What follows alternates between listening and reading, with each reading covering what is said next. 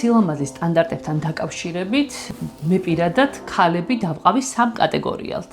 პირველი კატეგორია აბსოლუტურად გამორიცხავს ყველანაირ ხელოვნურ ჩარებას და ფიქრობს, რომ დიდად დაბერების შიში ადამიანს არ უნდა კონდეს, რომ ეს ბუნებრივი პროცესია და არანაირი ზედმეტი ჩარევა არ არის საჭირო.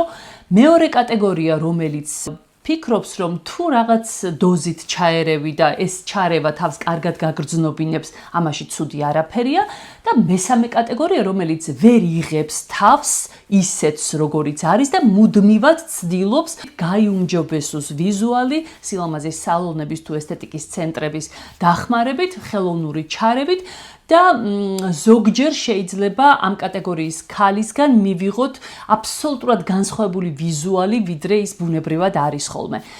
სიმართლე გითხრათ, მე ვერ მივეკუთვნები მეორე კატეგორიას, რომელიც თვლის, რომ თუ მცირე დოზით ჩავერევით და ეს ყველაფერი ბუნებრივად გამოვა და ბუნებრივი იქნება, ამაში ცუდი არაფერია და ძალიან მაინტერესებს და დამიწერეთ კომენტარებში თქვენ კონკრეტულად რომელი კატეგორიის ქალი ხართ.